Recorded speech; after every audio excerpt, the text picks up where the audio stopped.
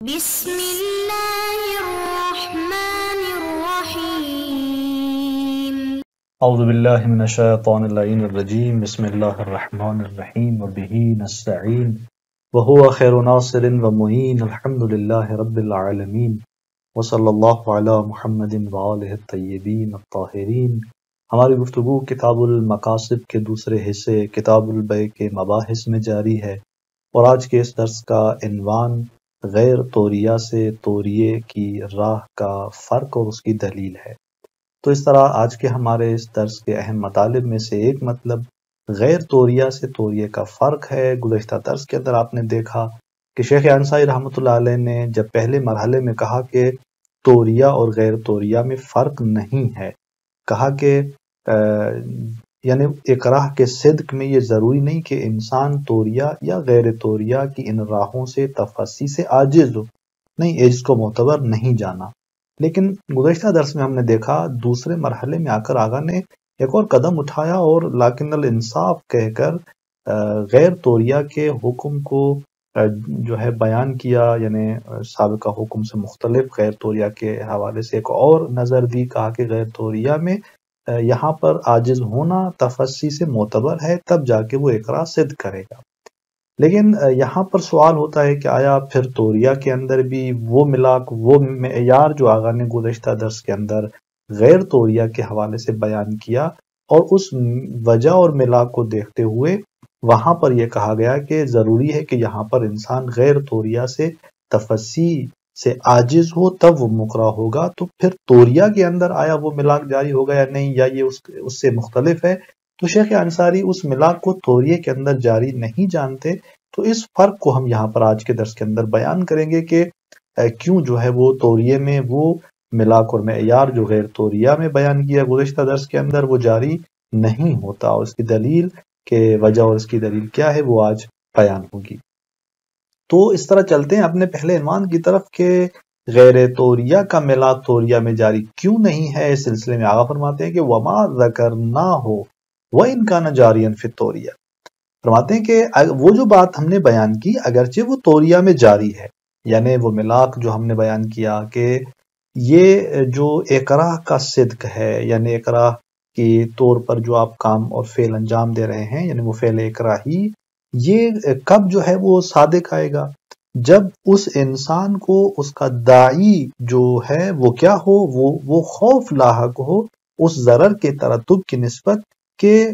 مکرہ نے جس ضرر کے حوالے سے اسے ڈرایا ہوا ہے، وعید کیا ہوا ہے، تو کہ اگر اس نے وہ کام انجام نہیں دیا تو یہ شخص جو ہے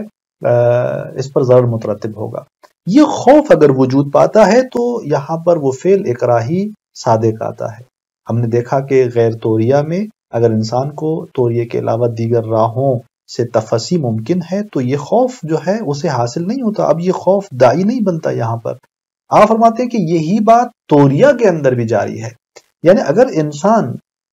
اس طرح اقراہ اس کو کیا گیا ہے کسی کام پر اور وہ مکرہ واقع ہوا ہے، تو یہاں پر توریہ کے ذریعے خود کو تفصیل یعنی خود کو بچا سکتا ہے، فرار کر سکتا ہے، تو یہاں پر بھی ہم وہی بات کریں گے۔ وہ ملاک یہاں پر بھی جاری ہے کہ یہاں یعنی وہ داعی پھر نہیں رہتا اس کے لیے، وہ جو خوف تھا اس وعید کی وجہ سے وہ داعی نہیں بنتا یہاں پر توریہ پر قادر ہونے کی صورت میں۔ لیکن توریہ کے اندر ہم حکمن جو ہے وہ اس کو یعنی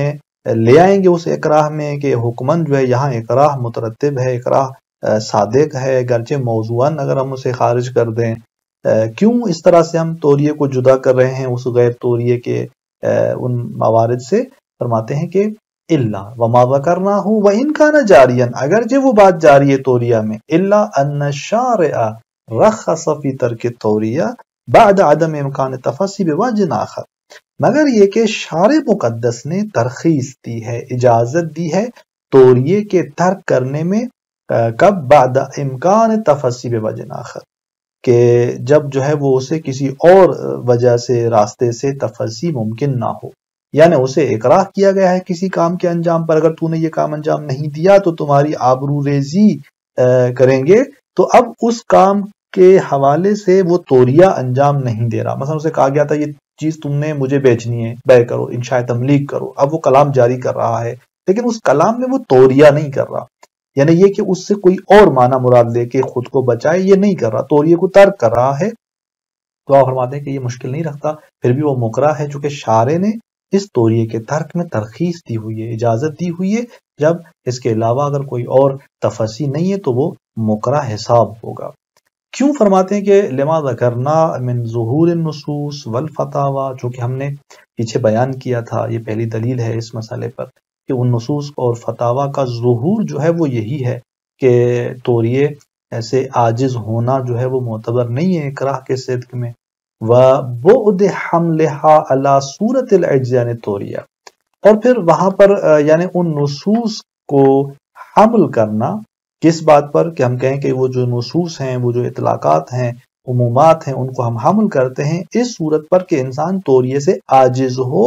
فرماتے ہیں کہ من ظہور النصوص والفتاوی، ایک طرف سے وہ ظہور ان کا یہ مطلب اس ترخیص کی اقتضا کرتا ہے، وبعد حملہا ان کا حمل ہونا اس صورت عجز عن توریہ پر یہ بعید ہے۔ ہم نے پیچھے بھی عرض کیا تھا اس مسئلے کو مفصل، جو کہ یہ ایک فرد نادر ہے، اطلاقات کو ہم حمل نہیں کر سکتے ایک فرد نادر پر، یہ ان اطلاقات سے بات مطابقت نہیں رکھتی۔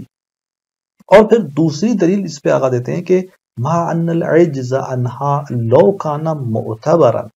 اگر عجز اس توریہ سے معتبر ہوتا، کہاں پر جب ایک شخص کو اکراہ کیا جا رہا ہے اور اس اکراہ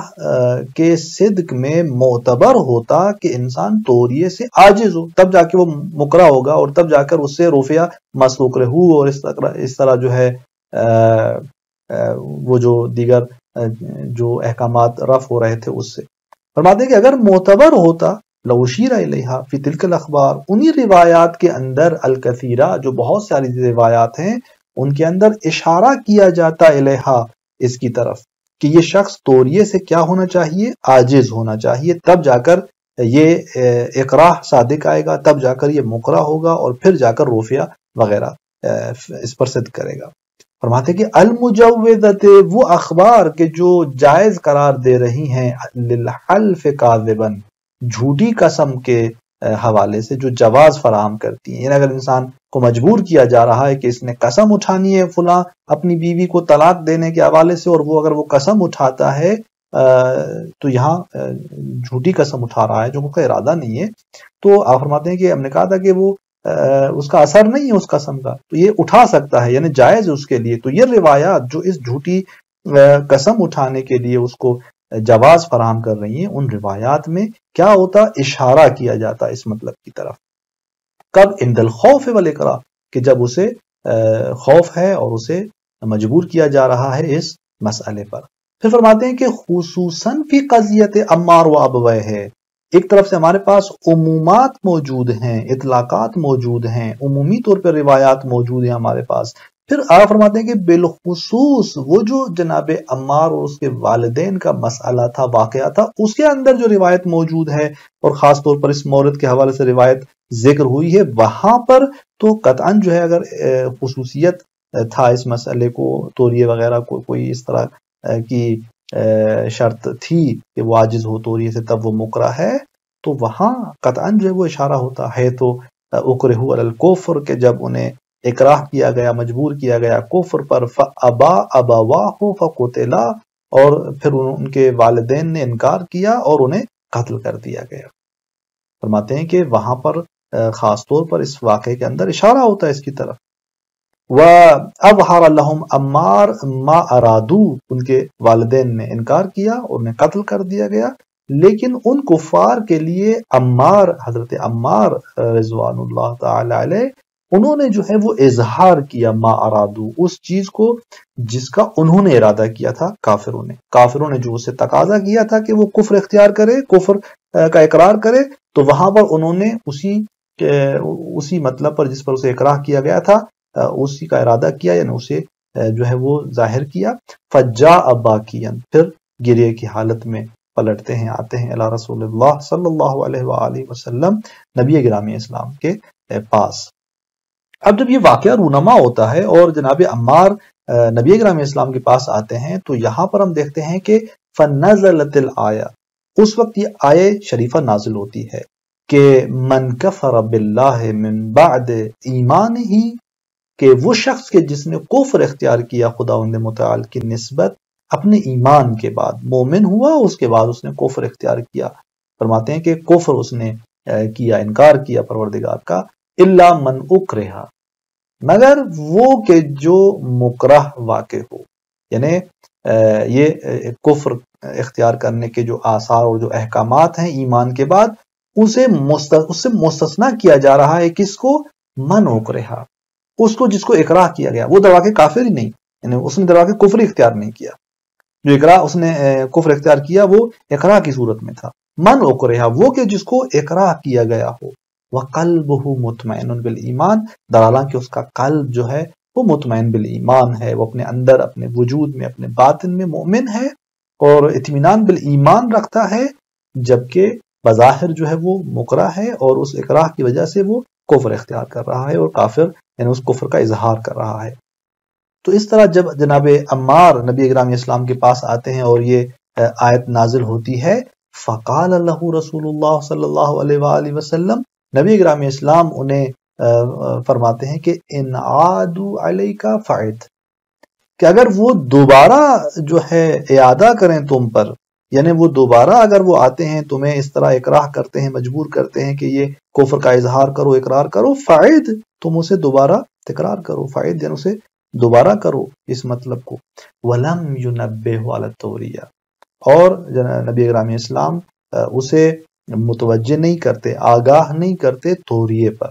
تو اب آپ دیکھیں کہ یعنی اگر توریے سے عاجز ہونا شرط ہوتا اور یہ اس قدر رجحان رکھتا مسئلہ، تو یہاں پر ضروری تھا، معتبر ہوتی اگر یہ شرط، تو نبی اکرم اسلام اسے متوجہ کرتے. اب ممکن ہے کوئی آ کر یہ کہے کہ یہ تو ایک موضوعات میں سے موضوع ہے، امام اور معصوم کا کام جو ہے وہ یہ نہیں ہوتا کہ وہ موضوعات کی طرف متوجہ کریں، ان کا وظیفہ احکامات کو بیان کرنے کا ہے، وہ احکامات بیان کرتے ہیں. اور یہاں پر نبی اکرم اسلام نے حکم اس کا بیان کر دیا کہ اس اکراہ کا کوئی اثر نہیں ہے، اور کہا کہ ان عادوا علیک فعد جو ہے، اور یوں جو ہے وہ کافر نہیں ہوگا اس اکراہ کی وجہ سے. تو اس کا آغا فرماتے ہیں، اس کا اشارہ کرتے ہیں آغا شیخ انصاری رحمۃ اللہ علیہ، فرماتے ہیں کہ فإن التنبیہ فی المقام وإن لم یکن واجبا، درست ہے کہ تنبیہ اس مورد میں واجب نہیں ہے نبی اکرم اسلام پر کہ وہ اگر تنبیہ کرے اس کو آگاہ کرے. الا انہ لا شک فی رجحانہ، لیکن شک نہیں ہے کہ یہ اس کے رجحان میں، یعنی اگر یہ شرط معتبر ہوتی تو رجحان رکھتا ہے یہ مسئلہ. یہاں خاص طور پر اس قضیے میں، اس واقعے میں نبی اکرم اسلام بیان کرتے، خصوصاً من النبی صلی اللہ علیہ وسلم باعتبار شفقتہ علی عمار، اور خاص طور پر نبی اکرم اسلام کی جانب سے یہ تنبیہ ہوتی جناب عمار کے لیے، اس اعتبار سے کہ وہ شفقت رکھتے تھے عمار پر، اس اعتبار سے کہ ان کی نگاہ جو ہے شفیق جناب عمار کی نسبت تھی، اور اس اعتبار سے یہ خاص طور پر نبی اکرم اسلام اسے متوجہ کرتے اگر یہ شرط ہوتی، تاکہ وہ اس توریے سے اپنے آپ کو اس مشکل سے بچائے اور اس اکراہ سے جو ہے وہ دور کرے. وعلمہ بکراہت تکلم عمار بالالفاظ الکفر من دون توریہ، اور بالخصوص کہ جب نبی اکرم اسلام جانتے ہیں کہ عمار جو ہے وہ ان الفاظ کفر کے تکلم کی نسبت کراہت رکھتا ہے، یعنی عمار نہیں چاہتا کہ یہ کفر کے الفاظ اپنی زبان پہ جاری کرے، من دون توریت، یعنی توریے کے علاوہ الفاظ زبان پہ جاری ہوں اور اس کا ظاہری وہی معنی جو ہے وہ ارادہ کیا جائے، اسی معنی میں ان الفاظ کو استعمال کیا جائے، توریہ نہ کیا جائے. اس طرح خود عمار نہیں چاہتا، اس کو پسند نہیں کرتا، تب تو وہ روتے ہوئے نبی اکرم اسلام کے پاس آیا ہے، قلباً وہ مطمئن بالایمان ہے. تو جب ایسی صورتحال تھی، یہاں پر خاص طور پر ضروری تھا، یعنی گرچہ واجب نہیں تھا لیکن بہرحال اس رجحان رکھتا تھا یہ مسئلہ کہ نبی اکرم اسلام اسے آگاہ کرتے، متوجہ کرتے کہ وہ اکراہ سے بچنے کے لیے توریہ کرے اور یوں اپنے آپ کو یہاں سے نکالے. کمالہ یخفا فرماتے ہیں کہ جس طرح کہ یہ مسئلہ روشن ہے، واضح ہے، کہ یہاں پر ہم ان تمام روایات کو دیکھتے ہیں تو بس نتیجہ یہ نکلتا ہے کہ اگر ہم ان روایات کو دیکھتے ہیں، ایک طرف سے نصوص کا یعنی فتاوی کا ظہور ہے، دوسری طرف سے یہ نصوص ہیں کہ جو عمومیت اور اطلاقات رکھتی ہیں، اور اس توریے کی نسبت اگر امکان تفصی موجود ہے، مکرہ شخص کو قادر ہے کہ وہ توریہ انجام دے، تو یہاں پر یہ جو روایات ہیں وہ عمومیت رکھتی ہیں، اس مورد کو بھی شامل ہیں، یعنی اگر اسے توریے پر قدرت حاصل ہے اس کے باوجود بھی وہ مکرہ ہے اور وہ اقرار وہاں پہ صدق آتا ہے، تو لہٰذا اس وجہ سے آقا نے توریے کے اس مسئلے کو اس توریے کے علاوہ دیگر راہوں سے جدا کر دیا کہ اگرچہ وہ ملاک یہاں پر بھی جاری ہے لیکن وہ اقرار کا جو حکم ہے وہ یہاں پر آپ فرماتے ہیں کہ صدق کرتا ہے، انسان یہاں پر مکرہ حساب ہوگا حکماً توریے کے اندر۔ والسلام علیکم ورحمۃ اللہ وبرکاتہ۔